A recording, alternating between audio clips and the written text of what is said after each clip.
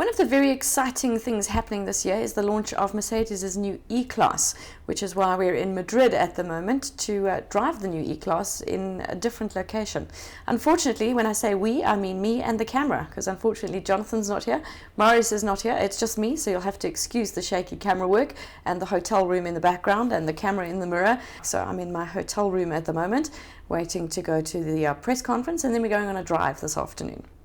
According to Reuters, the Spanish car market recorded a 38.7% drop in sales year-on-year in March. We thought we had it bad in South Africa.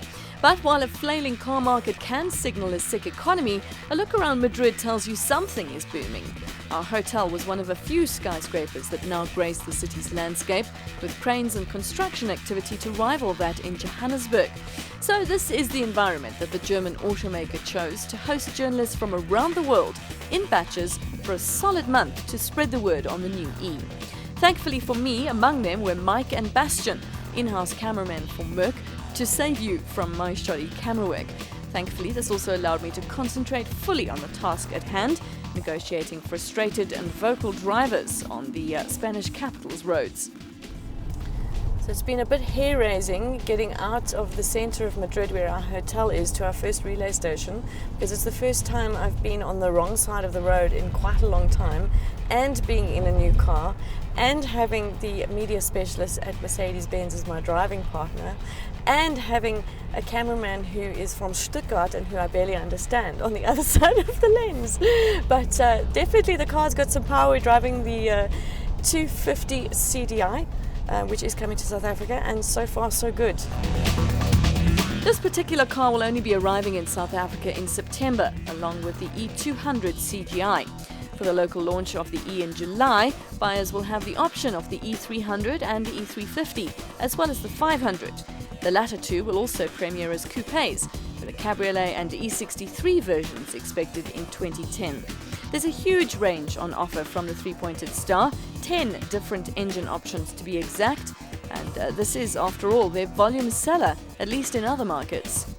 The E-Class is for our house, the middle class, it's not the S-Class for special, it's not the C-Class, it's a business class for the most customer, for the most buyer, and it's I would say the important car for our company, because we sell it to business people, company cars, and we also sell it to a lot of loyal customer, also older customer, who drove the cars from after the war until today.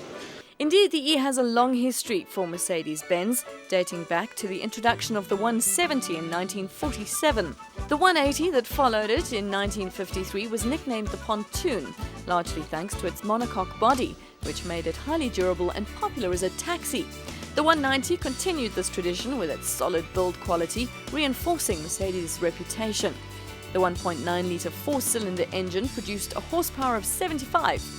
By the 1970s, Mercedes was getting 146 horsepower from the uprated 2.5-litre six-cylinder engine found in the 250e.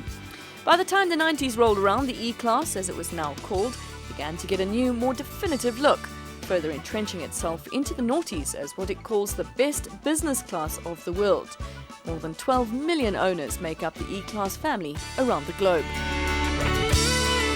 When the E first started appearing in Mercedes-Benz cars back in the 1950s, it stood for Einspritzung, or fuel injection in German. Of course, that was quite a new technology back then, so they really wanted to badge it. It also sat at the end of the number. Nowadays, actually about in the 1990s, it moved to the front and became known as the E-Class. And in this new E-Class that's just been launched, Mercedes-Benz says that E stands for elegance and effortless driving. We'll get to the elegance in a moment, but when it comes to effortless driving, Merc certainly has it nailed. The technology in the new E is enough to keep you busy before you even start driving. But once you do, you'd better damn well concentrate. The steering wheel will vibrate if you happen to mosey over into the next lane by accident. The clever car detects when you're tired and tells you to go have a cup of coffee. Intelligent lights not only see around corners, that's so 90s darling, they also dip according to oncoming traffic in front of you or overtaking traffic. Smart. There's also blind spot assist, nighttime assist, brake assist. Now, if only it could assist me with learning to drive like a demon on the wrong side of the road.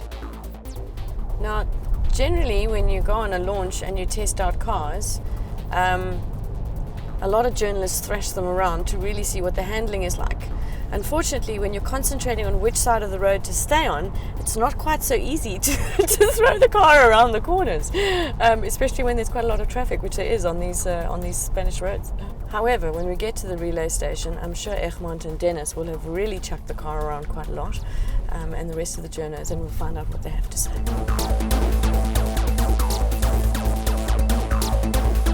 I can give you a personal account of the interior though. Like we've said of a BMW or an Audi, the big brands can't afford to rest on their laurels, and Merc is no different. The cabin is unmistakably Mercedes-Benz, with interesting styling aspects like the way the center air vent mimics the styling of the front grille. It's perfectly comfortable and incredibly quiet inside the car. It also gives you a little hug from time to time as you go around bends, holding you tightly in your seat in a functionality called Active Multi-Contour Seat Package.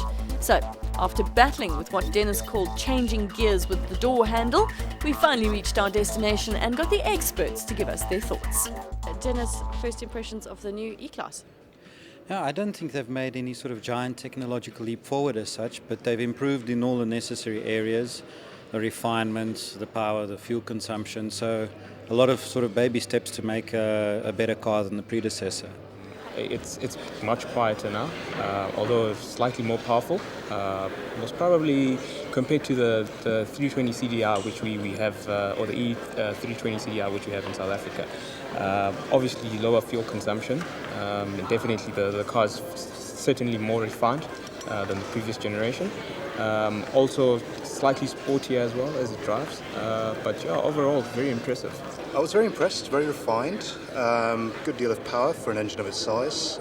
Stylistically, I like what they've done with the car. They've gone back to a more traditional, conservative sort of style that I've always associated with the E-Class, and I think that's very welcome. They're not trying to move out of their comfort zone, so to speak.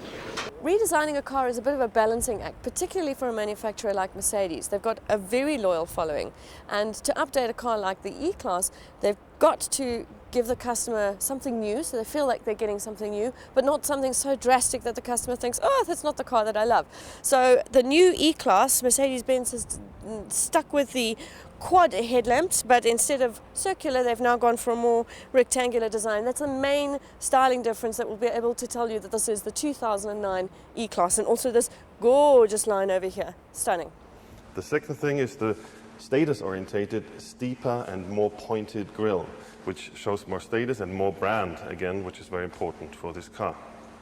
The third aspect is the further developed, very three-dimensionally shaped front bumper, which gives the car a wonderful stand on the street as well.